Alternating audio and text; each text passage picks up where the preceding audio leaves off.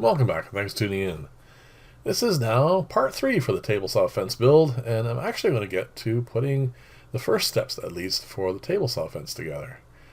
But before I get to that, I wanted to show you this. This is my procedure ever since I had to take off the old rails for my table saw, and if I want to cut a board that won't fit on my crosscut sled.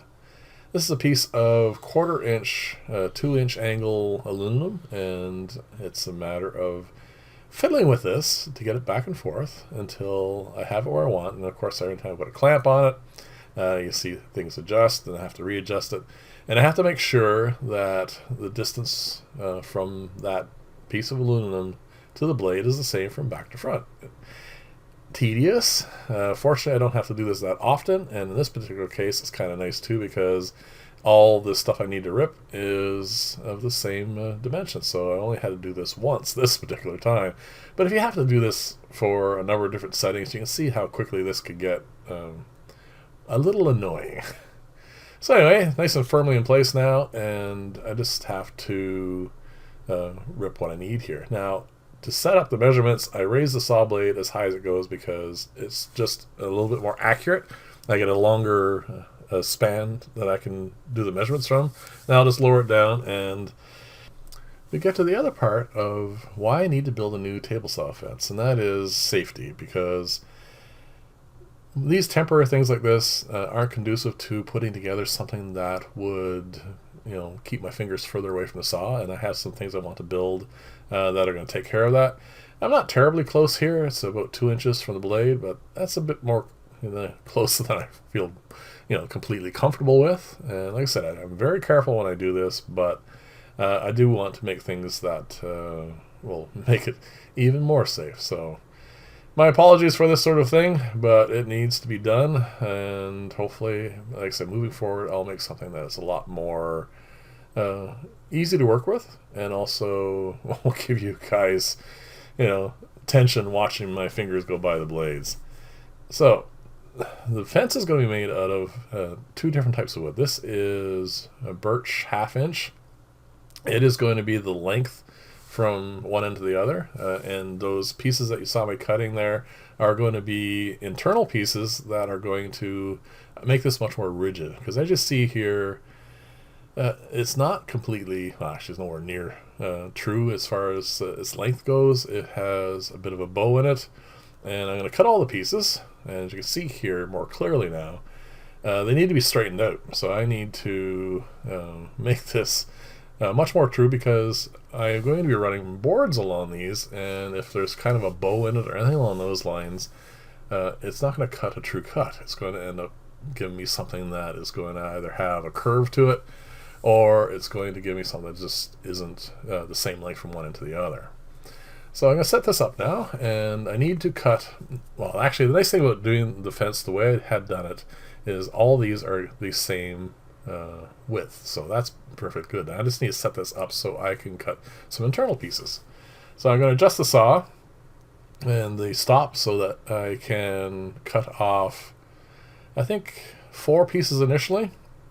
These short little ones are just to go from the top to the bottom of the fence, and then I need, as you see this as this goes forward, I need 2 pieces for each end that are going to hang down from the fence and go down to the new rails that I've made. So that way I have a way of clamping it to the rails. I have an idea how I want to do that, but I'm not entirely sure that I'm going to stick with that, because as you see as this video progresses, well, near the end anyway, that it's not the best way of doing it, I don't think. There are some aspects of this that I really do like.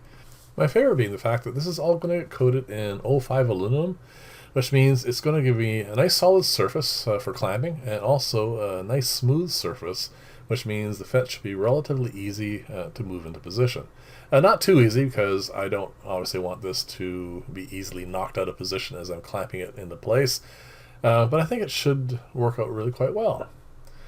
So these are the 2 uprights. These are going to be the long rails for the fence, and this is going to fit down the side like this. Going to get glued and screwed into place, nice and square. And this is going to go down at the moment past the rail, as I adjust and get this thing so it floats just slightly above the table saw. That'll all get trimmed off, of course. A number of these pieces were cut longer than they need to be, especially these two rails here. They only need to be about 28 3/4 inches roughly, and they're over 32, so there's a lot of extra material there just in case as I put this together, try things out, and see how it all fits. Have room for adjustment, because it's obviously much easier just to cut a little excess off in the end than it is, of course, to make a whole new piece. So I'm going to dry fit this. I'm going to make sure everything fits nice and square as I want it to, and then of course I'm going to glue and screw it together. When I originally designed the width of this, I made it about a 1/2 inch wider than the original fence that came with the saw, and well, that saw worked fine. I had some issues with it, that's why I ended up stopped using it, and of course it rusted and all that other stuff. But as you're going to see when I get nearer the end of this video, I'm going to test fit this. I don't think it's wide as I want it to end up being. So I'm going to end up having to probably add a pad onto the inside of this to give it a little extra bit of what I'm going to call wiggle security. If there's a difference in like how this fence is going to slide back and forth from one end to the other, there's a bit of wiggle there. The pads will smooth that out, and I'll end up with a much easier trueness from one side of the saw to the other. So as it passes through the blade, I'll end up with an even cut, and I won't have to do too much in the way of adjusting for this. That's the plan. Again, I have almost 5 inches of extra material on here, so it should be more than enough material for me to make those fine adjustments. And again, it's better to do it this way. So I'm going to screw these in place now that I got it nice and square, and I'm only going to be attaching one end today because there's an awful lot more work that needs to be done. The two rails have not been firmly attached at the far end where the wood is at the extension. That needs to be done too. I need to be able to have this roughly clamped into place, and if the one end is not screwed, it's just sitting there, I'll be able to make some fine adjustments to it, and then be able to slide it back and forth the full length of this, make sure it works, and make sure that all that is perfectly fine before, of course, I finally do end up screwing this fully in place. I have yet to decide whether or not I want this to be adjustable, because as time goes on, wood will, well, I'm trying to make this very secure, but it could warp, it could shrink, it could expand. Making it adjustable will give me a little bit of extra security there. Again, I have not decided that. So I'm just going to tap this all into place, make sure everything's where I want it to, and I'm going to make this, again, as square as I can possibly make it, because this is important. This is the thing that matters the most. So yeah, I'm going to take some extra time doing this. And then, as you can see, that secure piece that's going in here is only part of it.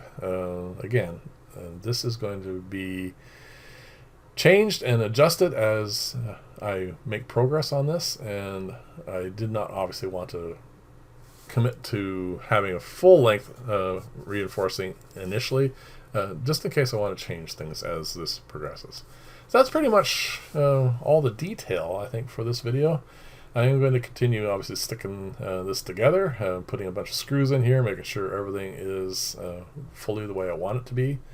But that's basically all there is to this. This is the last screw I'll be putting in now. And you can see at the top end there, the 1/2 inch, you can see the curve there. And well, that's fine for the moment, obviously. That all has to, of course, be removed. So this is the last screw, and this all needs to be sanded down. And the last part I want to show you is I'm going to show you the 05 aluminum I have. I have a bunch of it left over from a job I did, years ago now. But I bought a little extra bit of it because it had some offcuts, and I'm finally going to get to use some of that, which is kind of nice.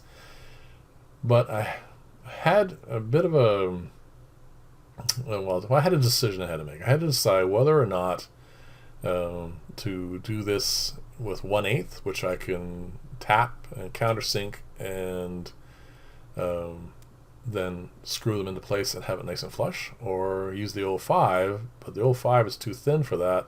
It needs to be glued in place. So we're going to get that in a second, but there you go. This is how I'm currently planning on clamping that in place. I'm pretty sure it's not going to stay that way. I think I'm going to come up with a much better system, but I won't know that for sure until I finish this all up and then figure that's the last step, the actual locking system. So this is just a piece of material that the rails are made out of, and then of course this is just a small piece of the 05 aluminum, and this is the glue. I ran into this when I was picking up some stuff. I ended up talking to a rep. Not always the most reliable people for telling the truth about things, but he had a lot of praise for this particular glue, and it's obviously CA glue with a activator, and I am going to glue this on and I'm going to test it out. I'm going to let it cure for a little bit. Next video I am going to try taking this off, and if it comes off, that'll be the end of that. If not, this might be my way of going forward. So it so far is very, very secure, but we'll see how it goes. I'm going to let it cure for a week, let it sit there, and then I'm going to try getting it off. So thank you very much for watching. Leave comments, let me know what you think of all this, and I'll see you in the next video. Bye for now.